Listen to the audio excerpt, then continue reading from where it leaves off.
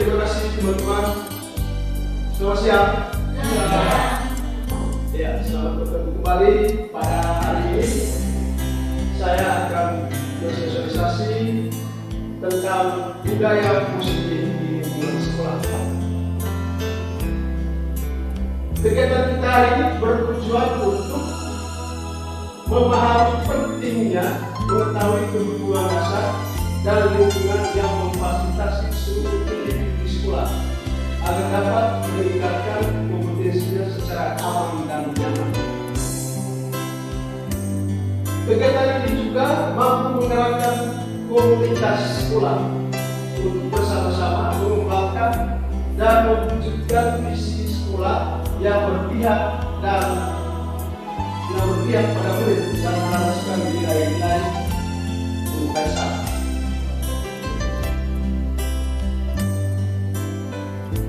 Yang ketiga, memahami konsep pendidikan tiada dewantara yang dihubungkan dengan konsep budaya dan lingkungan positif di sekolah yang berpihak pada murid.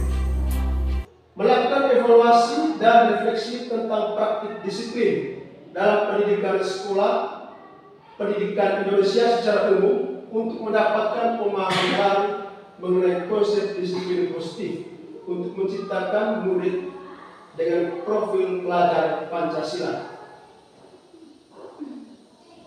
Itu adalah tujuan sosialisasi budaya positif yang akan dikembangkan di sekolah. Dan dalam pelaksanaan di sekolah bahwa ada 3 konsep paradigma stimulus respons dan teori kontrol. Yang pertama, perilaku manusia, motivasi internal dan eksternal, keyakinan kelas, hukuman, dan penghargaan. Ada 5 kebutuhan dasar manusia, 5 posisi kontrol guru, dan segitiga restitusi. Menerapkan strategi disiplin positif yang memerdekakan murid untuk menciptakan ekosistem sekolah yang aman dan berpihak pada anak. Menyusun langkah-langkah dan strategi aksi nyata yang efektif dalam mewujudkan kolaborasi dengan seluruh pemangku kepentingan sekolah agar tercipta budaya positif yang dapat mengembangkan karakter murid.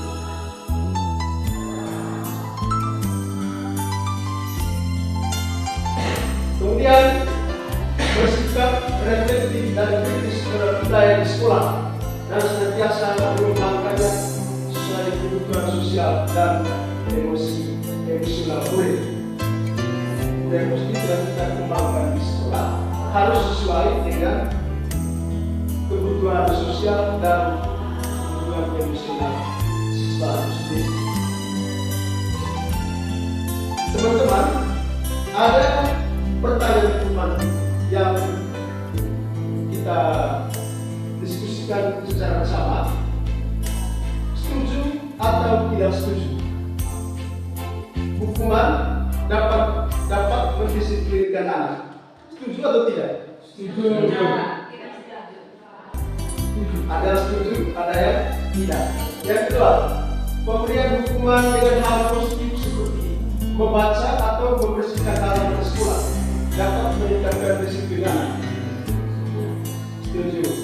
Yang ketiga, memberi penghargaan dapat meningkatkan motivasi belajar anak. Memberikan penghargaan itu dalam bentuk barangkah atau pujian.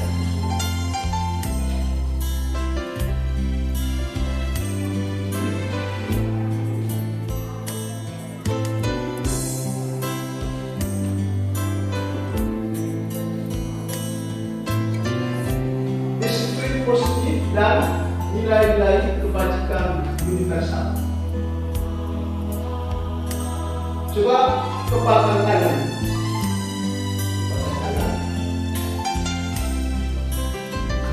Setelah tangan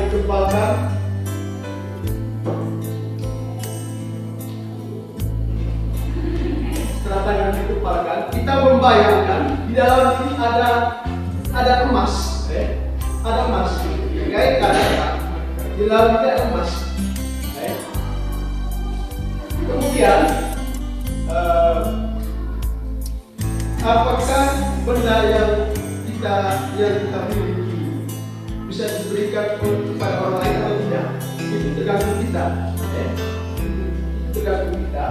Apakah kita dengan mudah menerima atau tidak? Itu tergantung kita.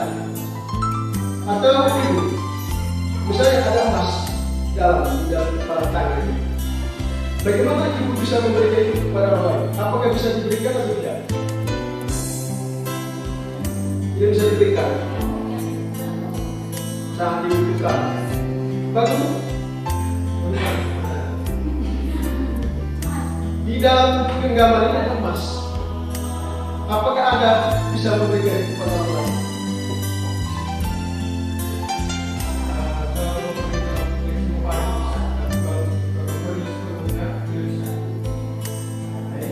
Baik, terima kasih. Emas yang ada dalam genggaman kita akan mempertahankan dengan sebuah tenaga. Karena sudah bisa memberikan kepada orang lain, tidak. Tapi bisa memberi apabila tahu caranya, misalnya dengan berpujuk, dengan mengancam, menghati, meraih, berjuang, atau apa saja, sehingga dapat kepala tangan dapat terbuka. Ada usaha berjuang.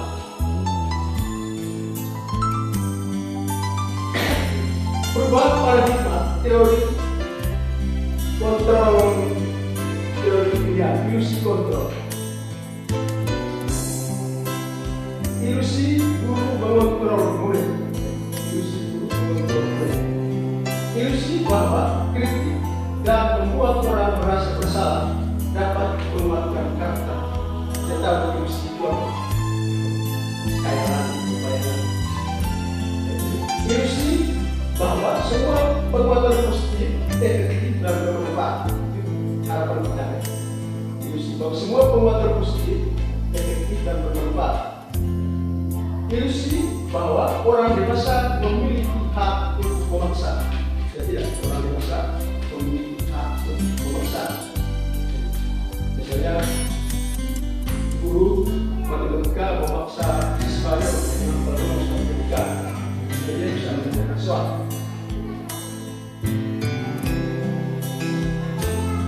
Perubahan paradigma stimulus respon teori kontrol atau teori pilihan. Stimulus respon, kita lihat stimulus responnya. Kita mencoba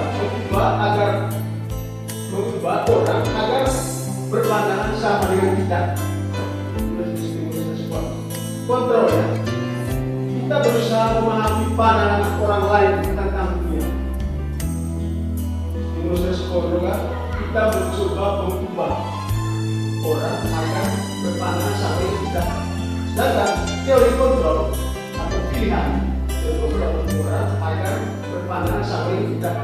Sedangkan teori kontrol atau pilihan, teori kontrol atau pilihan, kita berusaha memahami pandangan orang lain tentang dunia. Yang kedua, perilaku buruk dilihat sebagai suatu kesalahan. Tentang kita selama ini, perilaku buruk dilihat sebagai suatu kesalahan. Teori kontrol atau pilihan, semua perilaku memiliki tujuan. Mungkin balik perilaku buruknya memiliki tujuan yang baik. Yang ketiga, orang lain bisa mengontrol saya. Teori kontrolnya, hanya Anda yang bisa mengontrol diri Anda. Supaya kita tanamkan, jangan sampai orang lain yang mengontrol kita, tapi hanya Anda yang bisa mengontrol diri Anda. Yang keempat, saya bisa mengontrol orang lain. Anda tidak bisa mengontrol orang lain. Pemaksaan ada pada saat rujukan gagal. Kalau kepala tadi itu bisa diberikan dengan dipaksa. Pemaksaan ini dilakukan apabila rayuan rujukan dalam kategori peserta didik kita membujuk, merayu dan untuk berbuat baik, dan pada akhirnya kita pemaksaan untuk melakukan suatu kegiatan. Dari kontrolnya, kolaborasi dan konsensus menciptakan pilihan-pilihan baru. Adanya kolaborasi atau konsensus kesepakatan yang menciptakan pilihan alternatif baru. Model berpikir menang kalah. Itu yang kita lakukan selama ini. Ada menang, ada kalah. Padahal teori kontrolnya model berpikir menang-menang. Dia ada kalah, dia ada semuanya menang.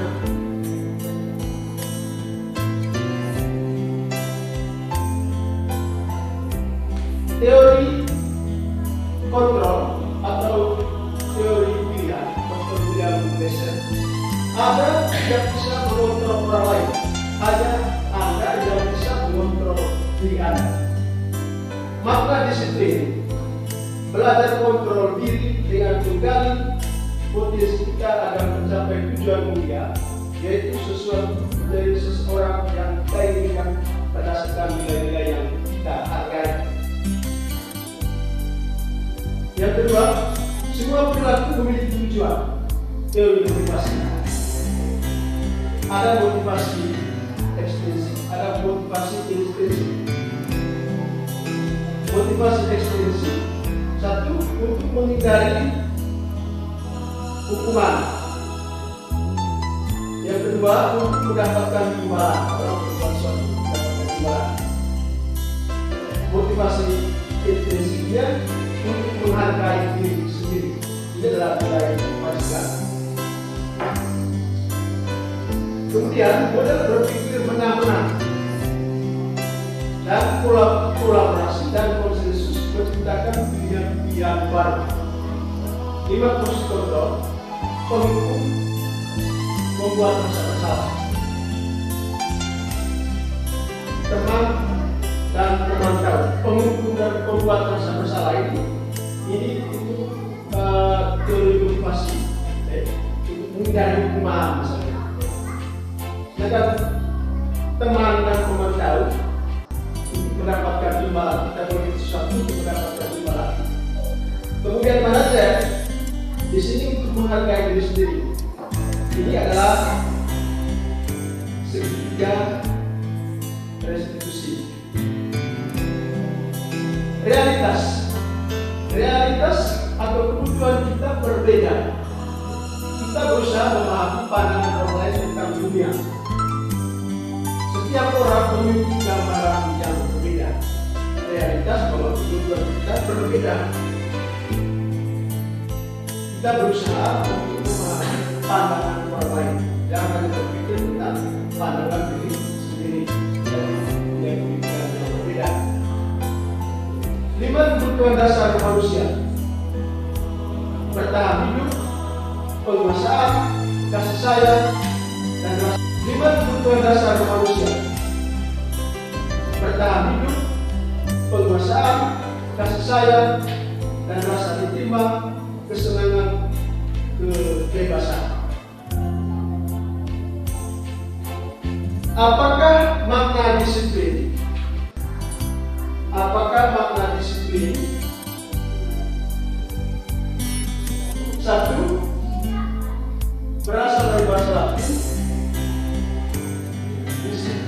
Bahasa Latin disciplina, jalan kita belajar. Dan makna asal dari kata ini berkonotasi dengan disiplin diri dari murid-murid Sokrates dan Plato. Makna kata disiplin: sesuatu yang dilakukan seseorang pada orang lain untuk mendapatkan kemajuan. Sesuatu yang dilakukan seseorang pada orang lain untuk mendapatkan kemajuan. Kecenderungan umum adalah menghubungkan kata disiplin dengan ketidaknyamanan, bukan dengan apa yang kita hargai atau pencapaian sesuai tujuan mulia. Itu pengertian disiplin. Nilai-nilai kebajikan universal. Nilai-nilai kebajikan universal adalah sifat-sifat manusia yang merupakan tujuan mulia yang ingin dicapai oleh setiap individu. Nilai-nilai universal itu meliputi lintas bahasa, bangsa, agama, maupun latar belakang yang berbeda. Setiap perilaku perbuatan memiliki tujuan. Dengan mengaitkan nilai-nilai kebajikan yang yakin seorang, maka motivasi refleksinya akan terbangun sehingga menggerakkan motivasi dari dalam dapat mencapai tujuan yang diinginkan. Nilai-nilai kebajikan yang ingin dicapai oleh setiap anak Indonesia dari profil pelajar Pancasila. Pertama, beriman, pertama, pengembangan bangsa dan berakhlak mulia. Dua, bernalar kritis. Tiga, berkepentingan global. Keempat, bergotong royong. Kelima, kreatif. Ya, sekarang teori motivasi, hukuman, dan penghargaan, restitusi. Teori motivasi, ada hukuman, ada penghargaan, restitusi. Teori motivasi perilaku manusia. Satu, motivasi eksternal untuk menghindari ketidaknyamanan dari hukuman. Apa yang akan terjadi apabila saya tidak melakukannya? Yang kedua, untuk mendapatkan imbalan dari orang lain. Yang akan saya dapatkan apabila saya melakukan. Ketiga, menghargai diri sendiri. Saya akan menjadi orang seperti apa bila saya berbuat kegiatan seperti ini. Inilah yang dimotivasi.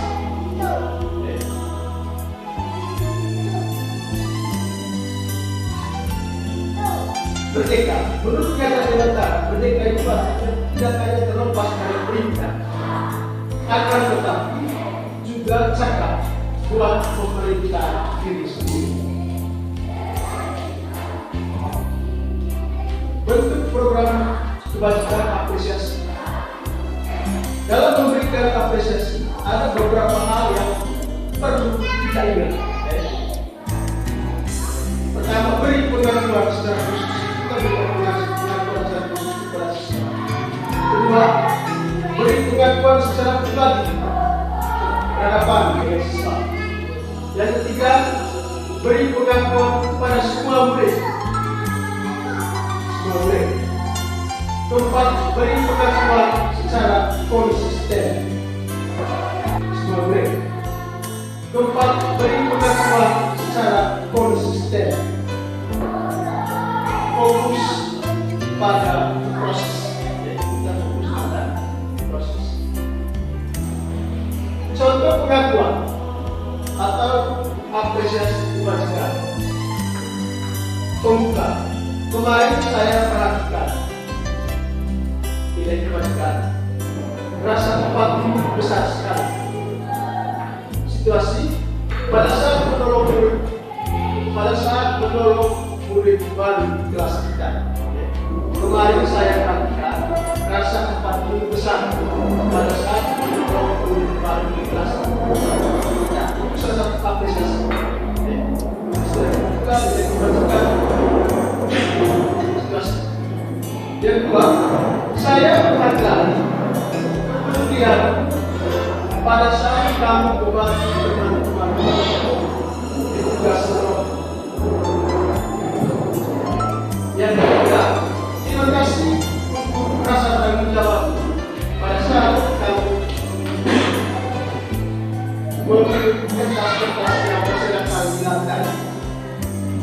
Ini adalah suatu pengakuan atau apresiasi kita kepada peserta.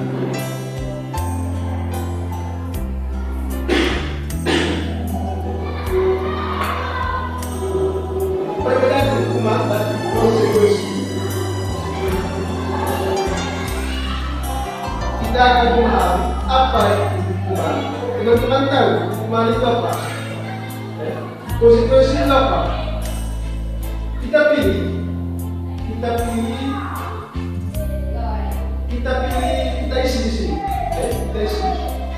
Kita baca selanjutnya. Apakah hukuman atau konsekuensi? Kita coba langsung. Saya baca. Yang pertama, mencatat 100 kali dalam buku kalimat. Saya tidak akan terlambat lagi karena terlambat ke sekolah. Hukuman atau konsekuensi? Hukuman konsekuensi. Yang kedua, lari mengelilingi lapangan basket 2 kali karena terlambat hadir di sekolah. Hukuman konsekuensi. Hukuman. Yang ketiga, murid diminta untuk puasa 5 kali karena tidak menggunakan masker di sekolah.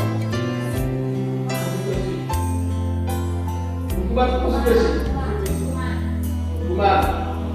Menggantikan kertas tugas teman yang telah dicoret-coret. Membersihkan tumpahan air di meja tulis karena tersenggol pada saat belajar. Murid disuruh untuk mengenakan sepatu seharian di sekolah karena tidak mengenakan sepatu hitam. Iya, kita lihat jawabannya. Mencatat 100 sekali dalam buku kalimat. Saya tidak akan terlambat lagi catat buku kalimat. Itu hukuman. Lari mengelilingi lapangan basket 2 kali karena terlambat. Itu hukuman. Murid diminta untuk puasa 12 kali karena tidak menggunakan masker di sekolah. Hukuman. Menggantikan kertas tugas teman yang telah dicoret-coret. Menggantikan kertas tugas. Membersihkan tumpahan air di meja tulis karena tersenggol saat belajar. Murid disuruh untuk mengenakan sepatu seharian di sekolah karena tidak menggunakan sepatu hitam. Ini adalah tindakan yang kita lakukan selama ini terkait hukuman dan konsekuensi.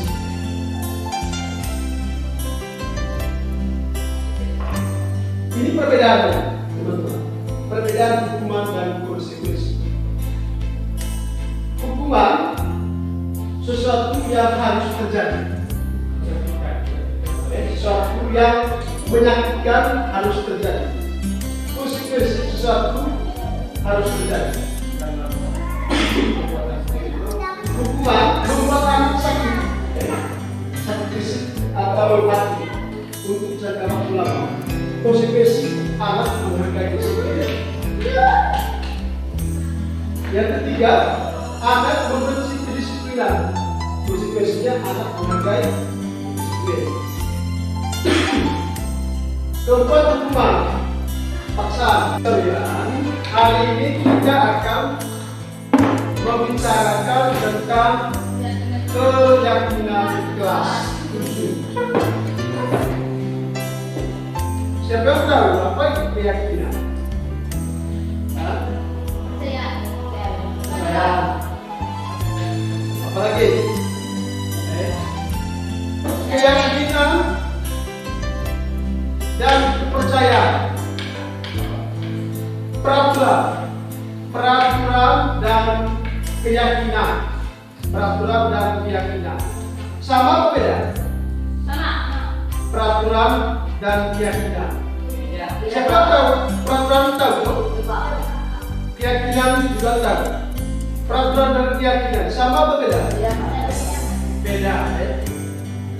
Peraturan, contohnya apa? Peraturan contohnya? Peraturan. Yang lain dalam masa perkembangan. Peraturan lalu lintas. Yang lain.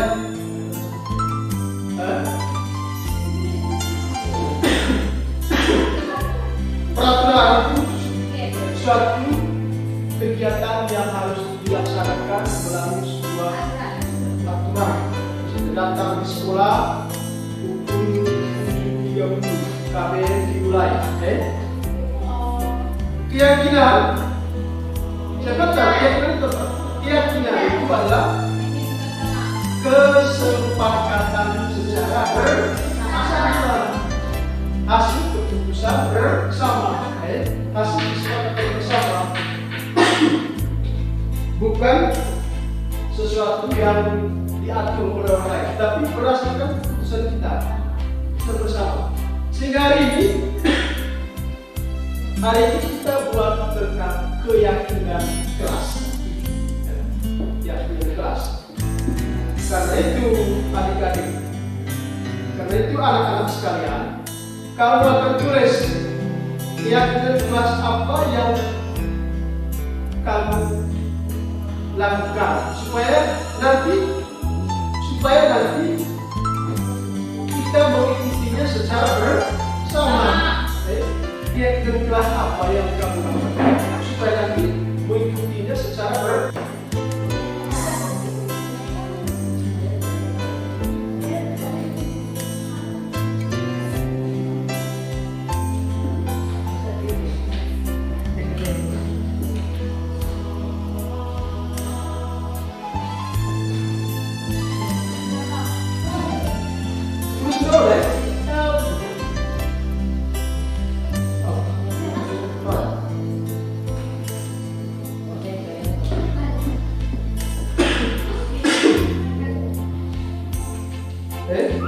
Terus di India mau ditempel. Terus di sini India ditempel. Pokoknya yang lain berikutnya mau ditempel, Pak.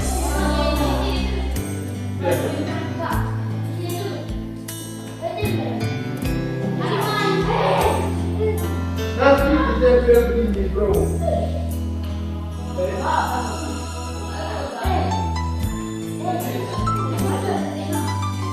Ya, tulis keyakinan kelas yang mau kita sepakati. Apa yang kamu sepakati di kelas ini?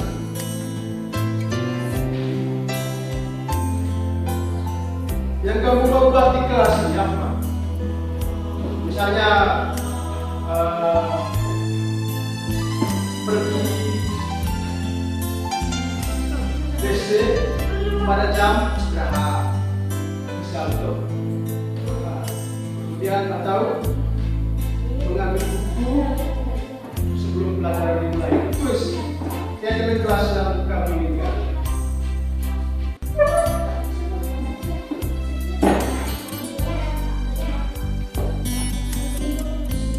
Tulis sudah.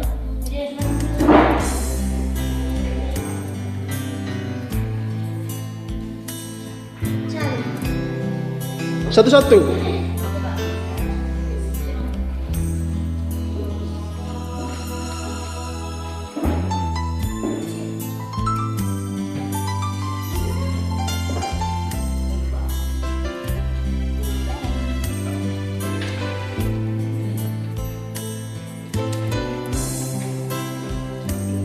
Ya, sudah.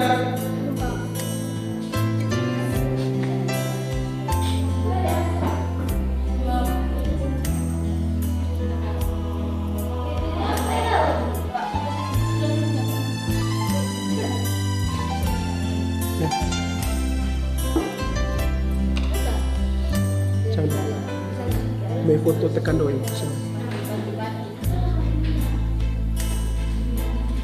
Kau punya?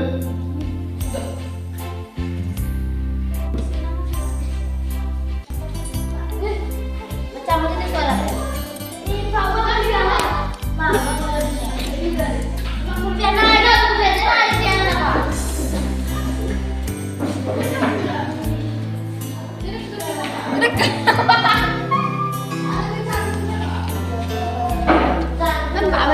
Ya, tempel pelan-pelan.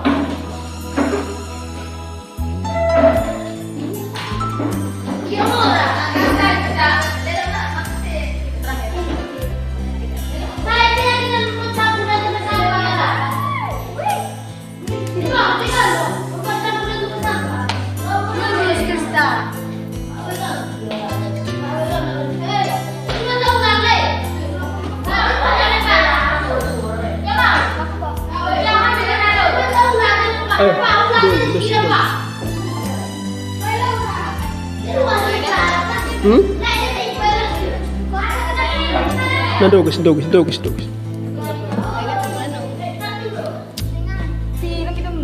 Dogis.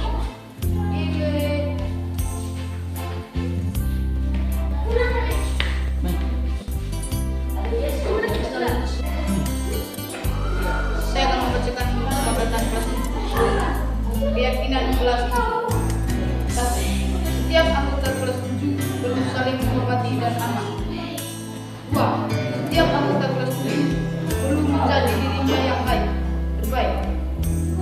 Tiga, setiap anggota